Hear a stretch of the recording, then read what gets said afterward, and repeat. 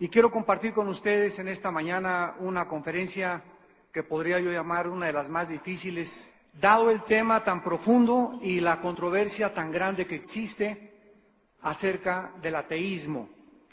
No cabe duda que el siglo XX fue caracterizado por ser el siglo donde más grandes descubrimientos científicos se llevaron a cabo y por haber sido el siglo donde más avances tecnológicos se desarrollaron. Sin embargo, es increíble que a pesar de que este siglo haya sobrepasado a todos los demás de toda la historia humana, es el siglo donde más ateos surgieron en el panorama filosófico. Y para que nosotros podamos entender y profundizarnos un poco más acerca del ateísmo, es importante que comprendamos sus raíces y que podamos comprender también la profunda naturaleza del corazón humano. Aproximadamente en los siglos XIV, XV y XVI, volvió a resurgir en Europa lo que se conoce como el Renacimiento. En la palabra francés significa renacer. Y es un término que se comenzó a usar para connotar la revolución que tuvo lugar durante 300 años en Europa y cuyos efectos comenzaron a sentirse con más fuerza, principalmente en el siglo XX. Lo que renació en Europa fue la cultura clásica que floreció durante muchos años en lo que se conoce como la época de oro de la filosofía griega y que fue sepultada por la Edad Media. Entonces en Europa volvió otra vez a desenterrarse todo lo que era la arquitectura, la pintura, la escultura, la música, la ciencia, pero principalmente se le puso énfasis a dos cosas particulares. En primer lugar, el empirismo. La palabra empírico significa yo no voy a creer nada de lo que yo no pueda ver, de lo que yo no pueda oír, de lo que no pueda gustar o percibir con mis 5 sentidos. El empirismo prevaleció fuertemente y después comenzó a ponerse mucho énfasis en lo que se conoció también como el humanismo, ya que los mismos filósofos Epicurio y Aristóteles comenzaron a enseñar que el ser humano era autónomo y autosuficiente y que el conocimiento era lo único que necesitábamos para poder percibir el universo. Dentro de este tipo de cultura que se llamó el Renacimiento, se acuñó una frase que dice: el hombre es la medida de todo. O sea, el ser humano va a alcanzar el desarrollo del mundo, el ser humano no necesita ninguna cosa espiritual, no necesita absolutamente adentrarse en ningún misterio, el hombre es capaz de poder resolver sus problemas y de poder profundizar filosóficamente acerca de su origen, su identidad y su futuro. Durante esta época, más o menos en el siglo XV, surgió un hombre llamado René Descartes. Dentro del Renacimiento, René Descartes, un francés, se le comenzó a llamar el padre de la filosofía moderna. Vivió una época de gran escepticismo en Europa, cuando todos los antiguos sistemas de creencias fueron desafiados por los nuevos descubrimientos científicos.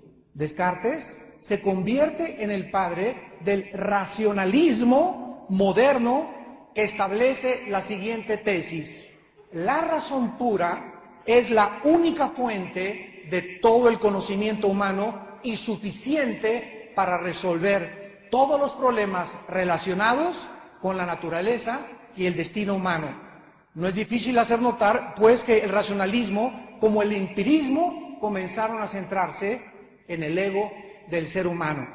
Posteriormente surgió Emmanuel Kant en el siglo XVI-XVII y él resaltó en Alemania la época del escepticismo. Su primer libro de Kant, cuando tenía él 57 años, se llamó La crítica pura de la razón. Kant escribió y dijo: el conocimiento válido está centrado en el ser humano, no en Dios, negando al mismo tiempo que Dios no existía. Y comenzó a mezclarse el empirismo con el humanismo y con el ateísmo, dando lugar a Hegel, otro hombre que surge y comienza a quitar sus ojos del ser humano y comienza Hegel a ponerlos en el Estado. Escuchen lo que dijo Hegel acerca de su más importante declaración filosófica. El absoluto universal debe ser encontrado en el Estado, porque el Estado es la idea divina tal como existe en esta tierra. Por lo tanto, debemos adorar al Estado como la manifestación de lo divino en la tierra. El Estado es la marcha de Dios a través del tiempo. Esto fue escrito en su libro La sociedad abierta y sus enemigos. No es difícil, pues, al comenzar a percibir este tipo de pensamientos y de filosofías, de qué manera se convirtió en el alimento de la mayor parte de los dictadores del siglo XX. Carlos Marx, en el siglo XVIII-XIX, provenía de una familia judía. Educado religiosamente, se convierte al ateísmo cuando era muchacho. En 1848 conoce a Federico Engels y publican el Manifiesto Comunista, donde comienzan a incitar a los obreros para que se derroquen a la clase burguesa, o esto es, a los que gobernaban. Una de las cláusulas del Manifiesto Comunista dice lo siguiente: el comunismo tiene abolido todas las religiones y toda la moral. No existe ninguna moral más que la establecida por el sistema comunista.